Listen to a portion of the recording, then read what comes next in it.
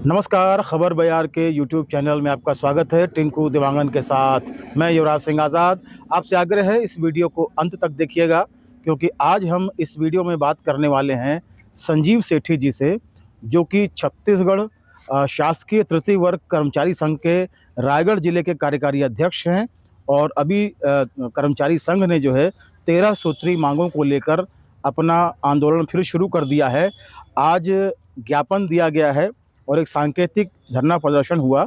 बातचीत करते हैं संजीव सेठी जी से, उनसे कि क्या कुछ इस आंदोलन के जरिए वो कहना चाहते हैं, क्या समस्याएं हैं तृतीय वर्ग कर्मचारी संघ की, जिसको लेकर ये आंदोलन खड़ा हो रहा है। जी संजीव सेठी जी, ये बताएंगे आज किस तरह का आंदोलन आप लोगों ने किया है, क्या स्वरूप है इसका और किस तरह की मांगे हैं।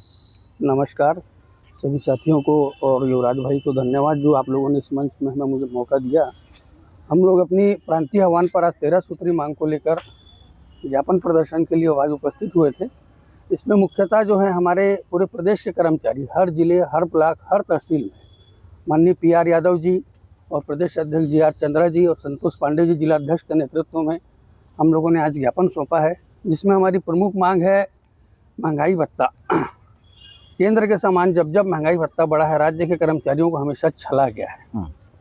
आज भी हम लोग 2% पीछे हैं। आपको याद होगा विगत 6 महीने पूर्व भी हम लोगों ने धरना प्रदर्शन ज्ञापन का गेट वाला कार्यक्रम किया था। उस समय भी आंदोलन किया, तब सरकार ने हमें महंगाई भत्ता दिया।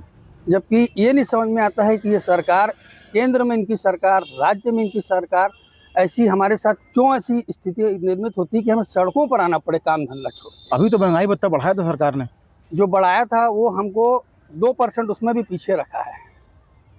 आज केंद्र का महंगाई भत्ता है 53%। क्या है सर, देखो महंगाई समय समय पर अनुपात के अनुसार बढ़ती है, जिसमें हम लोग का जनवरी और दिसंबर, जुलाई जो भी है उसके गणित होता है, उसके आधार पर केंद्र सरकार और राज्य सरकार अनुरूप पालन करती है, उसके आधार पर महंगाई भत्ता बढ़ता है। अब पिछले साल भी महंगाई भत्ता दिया, हमारा साल भर का एरियर सरकार नहीं दिया हमको, राज्य सरकार ने। अभी भी महंगाई भत्ता है, जनवरी से लागू है, लेकिन आज भी देख लीजिए हम लोग जून आ गया है, 2% महंगाई भत्ता पीछे चल रहे हैं। तो हम समझ नहीं पा रहे हैं कि सरकार हमारे साथ दोयम दर्जे का व्यवहार क्यों कर रही है। हम उसी के अधीनस्थ कर्मचारी, उसी की सेवा कर रहे हैं, उसी के साथ लगे हुए हैं। जैसे ये माननीय पूर्व मुख्यमंत्री रमन सिंह जी थे, तब हमको आज तक कभी ऐसी कोई परेशानी नहीं हुई थी। जब भी केंद्र सरकार समय समय पर, जब भी केंद्र सरकारों ने महंगाई भत्ता बढ़ा है, राज्य सरकार उसके अनुरूप उसी देय तिथि से हमें महंगाई भत्ता देती है। दूसरा, मैं आपका ध्यान आकृष्ट कराना चाहूँगा कैशलेस चिकित्सा सुविधा। ये एक बहुत बड़ी समस्या कर्मचारियों के लिए कि आज कर्मचारी को अगर कुछ हो जाता है ना, तो उसको मेडिकल बिल लगाना है, अप्रूवल लेना है। जब सारी चीज़ माननीय वित्त मंत्री हमारे प्रदेश के इतने सक्रिय, इतने जागरूक और ऑनलाइन को प्राथमिकता दे रहे हैं, तो मेरा एक निवेदन है कि हमारे कर्मचारियों के लिए कैशलेस चिकित्सा, जैसे कार्ड होता है, कर्मचारी कार्ड है, सीधा हम लोग जाएँ अपना इलाज कराएं, बहुत नितांत आवश्यकता है। आज कर्मचारी, आप विश्वास नहीं करेंगे, 45-50 साल की उम्र से बीमारियों से ग्रसित होने शुरू हो जा रहे हैं, और उनको एक एक चीज़ के लिए मेडिकल बिल बनाना है, दवाई लेना जाना। आज पेंशनर साथियों का भी हमारे इतनी गरीब खराब स्थिति है कि उनको मेडिकल दवाई वहाँ से मेडिकल कॉलेज जाना पड़ रहा है। आप कार्ड बनवा दीजिए, सारे कर्मचारी इसमें खुश, रिटायरमेंट के बाद भी और वर्तमान में भी। तो और किस तरह की मांगे, 13 सूत्री मांग है आप लोगों की? हमारी पदोन्नति की बहुत बड़ी एक मांग है। युक्तिकरण जो है, अभी विसंगति पूर्व युक्तिकरण हुआ है। आप देखेंगे उसमें कोई भी कर्मचारी पूरे प्रदेश में हाहाकार मचा हुआ युक्तिकरण को लेकर। लेकिन इसमें देखिए, इसके पहले हम लोगों ने बहुत सारे वीडियो किए हैं युक्तिकरण को लेकर, तो उसमें क्या है कि ज़्यादातर कर्मचारी उसमें सहमति भी दे रहे हैं कि हाँ ठीक है।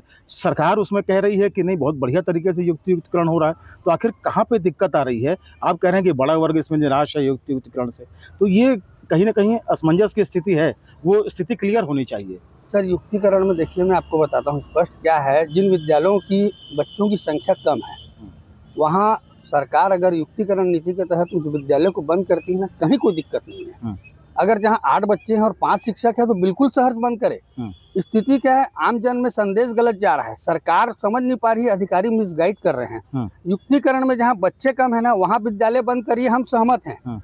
और जहाँ ऑलरेडी शिक्षक कम है, वहाँ से हटा रहे हैं। अभी बीच में रायगढ़ जिले में क्या हुआ है, युक्तिकरण में जब 30 बच्चों के साथ में आपने निर्देश दिया एक शिक्षक का, तो फिर एक शिक्षक वहां पर हटा के फिर दूसरे शिक्षक को उधर ट्रांसफर हो गया। माने ये युक्तिकरण नहीं हुआ सर, स्थानांतरण चल रहा है। आज जाके देखिए हाईकोर्ट में 400 से ज्यादा केस लगे हुए हमारे शिक्षकों के। सरकार और अधिकारी सही स्थिति स्पष्ट नहीं कर पा रही हैं, जिसके कारण कर्मचारी ना बहुत दुविधा में है। आज महिलाएं कर्मचारी देखिए कितनी दूर दूर जाके सेवा दे रही हैं, जो पहले पास में थी। और क्या मांग है, क्योंकि 13 सूत्री मांगों पे आप लोगों ने आज ज्ञापन दिया है ना? हमारी इसमें पदोन्नति की मुख्य मांग है सर। हम लोग 20-20 साल से एक ही पद में कार्यरत हैं और पदोन्नति से वंचित हैं। माने आज देख लीजिए, अगर ये सरकार अगर युक्तिकरण के पूर्व अगर पदोन्नति करती ना, तो ये स्थिति नहीं आती कि इसको युक्तिकरण करना पड़ता। आज अगर पदोन्नति करती है सरकार, तो मैं आपको निश्चित तौर में बता रहा हूँ कि एकल शिक्षक ही हो जाएंगे विद्यालय।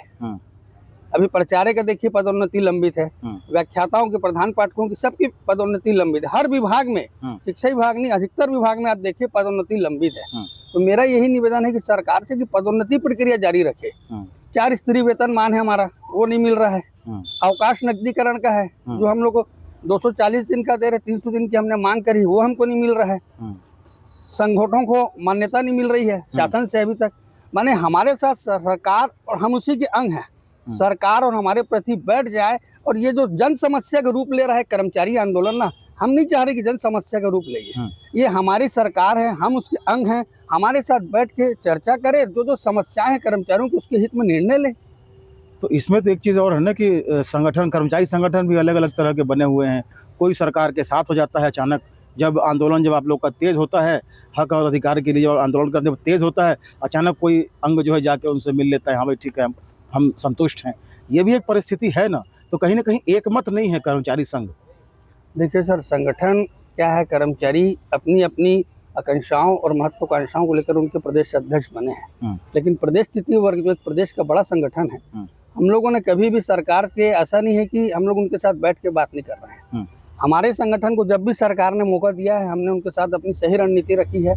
तृतीय और कर्मचारी संगठन ने पूरा सरकार को पूरा मार्गदर्शन, जो हमारे माननीय PR यादव जी हैं, उनके साथ बैठक हुई है। जब भी हुई है हम लोगों ने सही निर्णय बोला है करने को। बीच में कुछ कुकुर मुत्ता टाइप के संगठन हैं, वो शासन की तरफ चले जाते हैं, जो 2-4 दिन होते हैं, जिनके पास 10-20-30 कर्मचारी हैं, वो लोग बयान दे देते हैं, तो जिससे ऐसी दुविधा स्थिति होती है। लेकिन हमारे सारे कर्मचारी संगठन एक हैं। अब इसमें एक बड़ा बैनर है, आपको लोग का मंच है, वो है जो फेडरेशन है, जिसमें सारे कर्मचारी संघ उसमें आते हैं। फेडरेशन की क्या भूमिका है, क्या आप लोग के साथ उनके सहयोग है? सर, फेडरेशन क्या है ना, हर कर्मचारी संगठनों से मिल के बना हुआ है फेडरेशन। उससे क्या है ना सर, हम लोग को ये आसानी कि सारे कर्मचारियों की जो समस्या है वो हम एक फेडरेशन के मंच में रखते हैं। और हर पूरे प्रदेश में एक फेडरेशन, जिसके माननीय कमल वर्मा जी प्रदेश अध्यक्ष है, उसमें हम लोग, जैसे क्या है, हम लोग शिक्षा विभाग से जुड़े हैं तो अपनी बात रख रहे हैं, राजस्व विभाग वाला है तो वो भी फेडरेशन में है। तो सारी समस्याओं को एग्जाई करके हम लोग फेडरेशन के माध्यम से शासन की ओर, सरकार को ध्यान आकृष्ट करवाते हैं। इसलिए हमारा फेडरेशन का गठन हुआ है। लेकिन हम लोग की कुछ जो लड़ाइयाँ हैं संगठन से, सरकार से, अपने अपने संगठन की, वो हम अपने अपने नेतृत्व बैनर में लड़ रहे हैं। फेडरेशन एक अलग है, फेडरेशन में हम लोग अपनी बात रख सकते हैं। चलिए, तो आज आप लोगों ने ज्ञापन दिया है, ज्ञापन के बाद अगर स्थिति यही रहती है तो क्या अल्टीमेटम है, क्या कुछ आगे रणनीति है आप लोगों की, क्या कुछ बताना चाहते हैं? सर, ज्ञापन के बाद हमको बहुत उम्मीद है इस सरकार से कि हमारा महंगाई भत्ते पर शीघ्र कार्रवाई करेगी, पदोन्नति पर भी, क्योंकि सरकार जो है ना कर्मचारी हितैषी सरकार है। अगर सरकार ने निर्णय कर्मचारी हित में नहीं करती है, तो हमारी प्रांतीय बॉडी पूरे प्रदेश स्तर पर अगर आंदोलन का निर्णय लेगी, तो हम लोग उसके लिए बाध्य हैं आंदोलन करने के लिए। सड़कों पर उतरेंगे, विद्यालय बंद करेंगे, कार्यालय बंद करेंगे, क्योंकि ये एक कर्मचारी की लड़ाई नहीं है सर, ये पूरे प्रदेश के कर्मचारी, महंगाई भत्ते से पूरे प्रदेश के कर्मचारी जूझ रहे हैं। आज अनियमित कर्मचारी देखिए, असंविदा कर्मचारी देखिए, संविदा कर्मचारी हैं, इनको भी हमने मांग रखी है अपने प्रमुख बिंदु से कि इनको सर नियमितीकरण किया जाए। बेचारे 30-30 साल, 25-25 साल से संघर्ष कर रहे हैं। तृतीय वर्ग ने उनके लिए भी मांग रखी है। तो अगर सरकार समय रहते अगर नहीं जागती है, तो हम सड़कों पर उतरने के लिए बाध्य होंगे। इसके लिए पूरी जिम्मेदारी शासन और सरकार की होगी। जी, चलिए, बहुत बहुत धन्यवाद संजीव जी, बातचीत करने के लिए। पूरे विस्तार से आपने बताया है आज के पूरे आपके आंदोलन के स्वरूप को लेकर, किस तरीके से आप लोगों ने ज्ञापन दिया है, और उम्मीद करते हैं कि एक सकारात्मक हल इसका निकलेगा, और जो आपकी मांगें हैं वो सरकार निश्चित तौर पर बड़ी गंभीरता के साथ उस पर विचार करेगी। बहुत बहुत धन्यवाद। बहुत बहुत धन्यवाद। तो ये थे संजीव सेठी, जो कि छत्तीसगढ़ राज्य शासकीय तृतीय वर्ग कर्मचारी संघ के कार्यकारी जिलाध्यक्ष हैं, और जो बता रहे थे किस तरीके से ये आंदोलन आगे बढ़ता जा रहा है, और अगर समय रहते अगर इस पे शासन का रवैया इनके अनुरूप, मांग के अनुरूप नहीं आता है, तो निश्चित तौर पर यह आंदोलन और आगे बढ़ सकता है। बहरहाल इस वीडियो में बस इतना ही। खबर बाजार के यूट्यूब चैनल को अधिक से अधिक सब्सक्राइब करें, हमारे कंटेंट लाइक करें, शेयर करें और प्लीज़ कमेंट करके ये बताएं कि हमारा ये वीडियो आपको कैसा लगा। नमस्कार।